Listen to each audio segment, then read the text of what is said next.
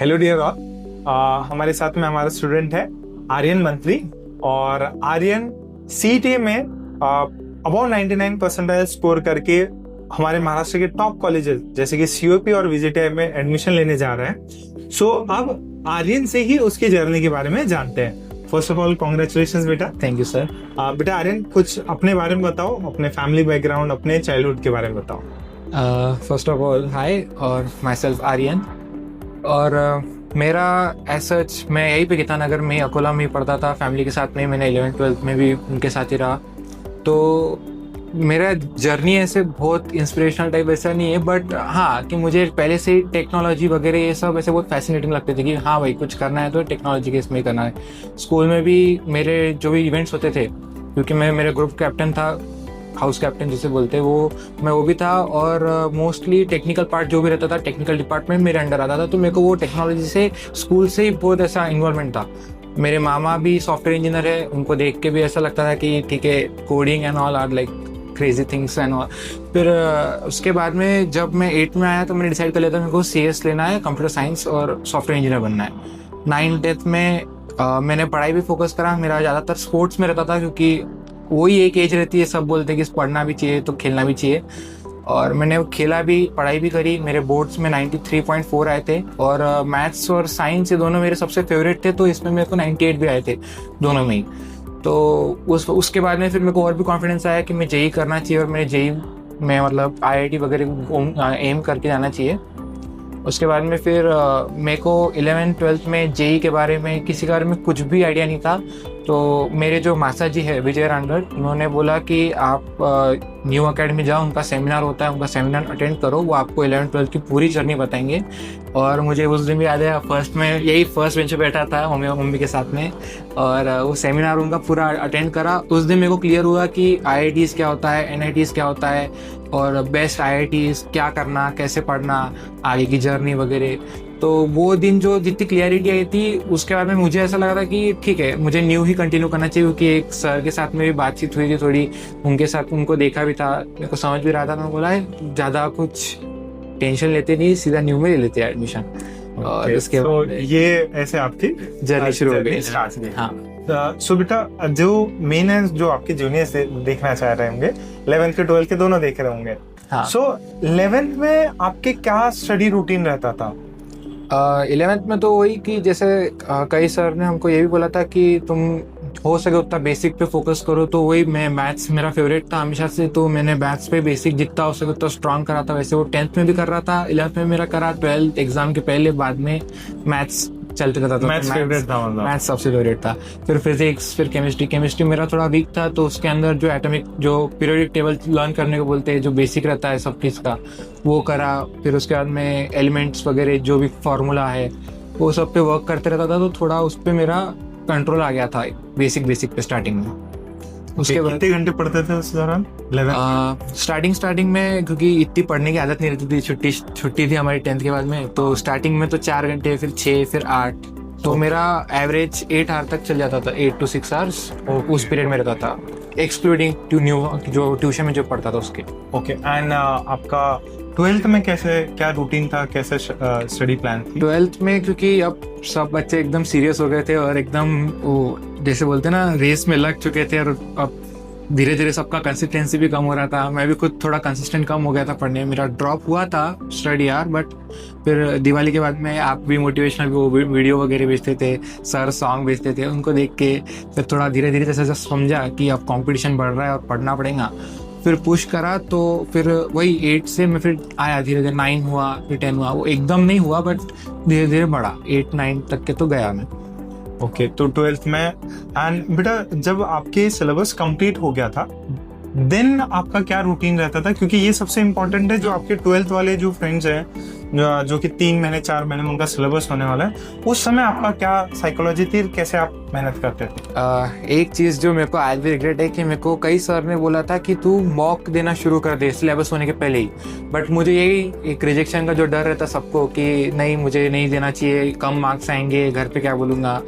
Although मेरे घर पे बहुत चिल था कि तुझे कितने मार्क्स है चलेगा, और आप तुम नहीं बता सकते अगर मॉक ही दे रहे हो तो, बट मॉक देनी चाहिए। ये भी एक है कि एग्ज़ाम के पहले बाद में हो सके उतना मॉक दो, ये मेरे को बाद में समझा, मैंने बाद में मॉक भी कुछ शुरू करी थी देना, बट वही है कि थोड़ा रिग्रेट हुआ। तो यही एक टिप है कि मॉक दो।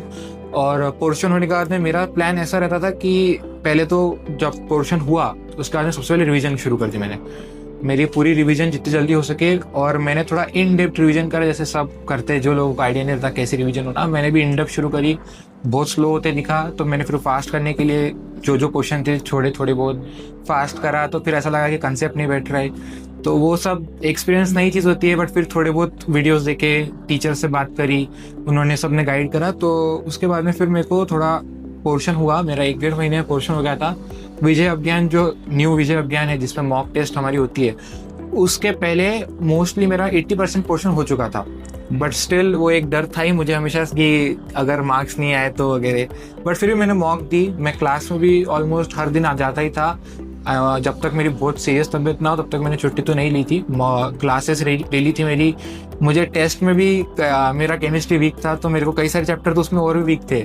तो उस डर के मारे में कई बार सोचता था कि नहीं देता टेस्ट। बट जो एक रहता है कि मम्मी हमेशा मोटिवेट करती थी मेरे को, मम्मी पापा दोनों ने मेरे को बहुत मोटिवेट करा वो चीज़ में कि ठीक है जितने मार्क्स आएंगे बट दे टेस्ट देना जरूरी। और वो चीज़ का तो मैं भी बोलूँगा कि वो टाइम पे कितना भी डर लगे बट देना चाहिए। भले ही मेरे 60th रैंक भी आई हुई है, उसमें मेरे को सर ने बोला भी है दोनों ने कि कितने कम आए वगैरह, बट ठीक है वो एक एक्सेप्ट कर सकते हो। बट अगर तुम नहीं दोगे तो तुमको नहीं पता चलेगा तुम्हारे क्या वीक है क्या नहीं। कई सारे जो मेरे स्ट्रॉन्ग चैप्टर थे उन पे मेरे को जो एक ओवर कॉन्फिडेंस था वो भी टूटा कि अरे ये बहुत ज़्यादा खराब हो रहा है वगैरह। सो यही कि मुझे हो सके उतना आपको यही बोलना है सब जूनियर जितने भी देख रहे होंगे उनको कि मॉक दो, टेस्ट दो और डरो मत कि मुझे मार्क्स कितने आएंगे। The fear of rejection is way more dangerous than regret. तो ये आप ऐसा आपको लगता है बट एक्चुअल में होता उल्टा ही है पूरा। तो मेरा टिप यही रहेगा कि हो सके उतना आप एग्जाम फोकस करो, कम नंबर आए तो भी चलता है, बिल्कुल चलता है, दो जरूर, लड़ाई लड़ो, घर पे बताओ। सबसे ज्यादा फियर सर यही रहता है कि मार्क्स कैसे बताओ, घर वाले क्या बोलेंगे, घर पे बताना। क्योंकि आपको जब मेरे जेई में जब फर्स्ट अटेम्प्ट में इतने अच्छे नहीं आए थे तो मुझे वो जो एक डर रहता है कि घर पे कैसे बोलेंगे वगैरह वो नहीं था, क्योंकि मेरे घर पे मम्मी ने देखा था कि मैं पढ़ रहा हूँ, मेरे मार्क्स भी देखे थे। तो आप जब ये बताओगे ना उनको कि आप पढ़ रहे हो, मेहनत कर रहे हो, तो फिर आपके घर वाले भी आपको सपोर्ट करेंगे, एक्सेप्ट करेंगे, फिर रिजल्ट कुछ भी आए। देखिए बच्चों, बहुत बहुत प्यारी और बहुत इंपॉर्टेंट बात बोली है। अगर आप मेहनत कर रहे हो, अगर आप लगे हुए हो और आपके पेरेंट्स और टीचर्स जानते हैं उस चीज को, तो कभी भी पेरेंट्स टीचर्स आप पे गुस्सा नहीं करते हैं, वो आपकी मेहनत को अप्रिशिएट ही करते हैं। एंड देखिए, कुछ जो भी है थोड़ा लक वाला फैक्टर रहता है कि भाई किसी टेस्ट में आपके नंबर नहीं आए, किसी एग्जाम में या किसी अटेम्प्ट में नंबर नहीं आए, तो घबराने की जरूरत नहीं है। फुल एनर्जी के साथ में जो आगे के एग्जाम होंगे उनको अपन देंगे और एक दिन वैसा रहेगा जिसके अंदर अपन सब कुछ एक्सेल कर देंगे। हाँ, वो एंड में आपको पता भी नहीं चलेगा कि आप कब आपकी एक्सपेक्टेशन से भी ज़्यादा बेटर परफॉर्म करना चालू कर दोगे। मुझे आज भी याद है कि VSM सर ने मेरे को एक बार कॉल भी करा था एग्ज़ाम के पहले, कि जब मेरा शायद मेरे को लगता फर्स्ट या सेकंड रैंक आया था, तो सर ने बोला भी था कि तेरे 200 के ऊपर आ नहीं रहे। उसमें 200 मार्क्स के ऊपर आए नहीं थे मॉक टेस्ट में मेरे। तो उसके बाद में फिर मैंने और मेहनत करी, और जो एग्जाम की एक दिन पहले वाली जो मॉक दी थी हमने, 1 या 2 दिन पहले जो आखिरी मॉक थी मेरी जेई की, उसके अंदर मेरे कुछ 208 आए थे। तो वो टाइम पे जो एक सेटिस्फेक्शन, जो एक खुशी रहती है कि चलो आपने आप जो मतलब वो जो टारगेट है वो अचीव कर लिया। एंड बेटा, जैसे इस जर्नी में आपने क्या क्या चीजें सैक्रिफाइस की हैं, क्योंकि बड़े गोल के लिए बहुत होना भी पड़ता है। आप सैक्रिफाइस तो देखो सबका अपने अपने हिसाब से होता है, बट एक है कि सैक्रिफाइस तो करना पड़ता है। मैंने भी, अब मेरा जो ग्रुप था स्कूल का, मेरे बहुत टॉपर दोस्त थे, जो भी थे सब एवरेज दोस्त थे, और जो 4 दोस्त जो मेरे स्कूल के थे वही ट्यूशन में मेरे साथ में थे, और वो चारों ने मेरे को इंकरेज भी करा। तो बाकी के जो 16 दोस्त थे उन्होंने मेरे को थोड़ा ऐसे बताया भी कि यार हम कितना मजा कर रहे, तो आता है नहीं कभी। तो वो सर, वो आपको फेस करना ही पड़ता है। वो आपको कितना बोलेंगे भी, आपको बुरा भला बोलेंगे, बोरिंग बोलेंगे, कुछ भी बोलेंगे, बट उनकी बातों में नहीं आना। एट द एंड जब आपका रिजल्ट बोलता है तो मजा आता है फिर, क्योंकि एक सेटिस्फेक्शन भी रहता है कि दोस्तों को खुश करने के चक्कर में अपने पेरेंट्स को खुश करा है, तो वो एक अलग लेवल की ये इम्पोर्टेंट है। क्योंकि दोस्तों कहेंगे कि यार पढ़ाई कर रहा है, बोरिंग बंदा हो गया है, तू पढ़ाकू बच्चा हो गया है, तो ये सबको ओवरकम करना ही पड़ता है ये सब कुछ। क्योंकि आज वो सारे दोस्त इससे मिलेंगे, अब सारे दोस्तों से घूमना फिरना अब हो सकता है, क्योंकि ये बस एक टाइम गैप रहता है जिसके अंदर आप अपने बड़े गोल पे ऊपर ज्यादा फोकस्ड हो। ओके एंड एक चीज मैं और बोलना चाहूंगा कि जो एक गेम एडिक्शन रहता है, कि मुझे भी गेम एडिक्शन बहुत था, मेरे को गेमिंग में बहुत इंटरेस्ट था।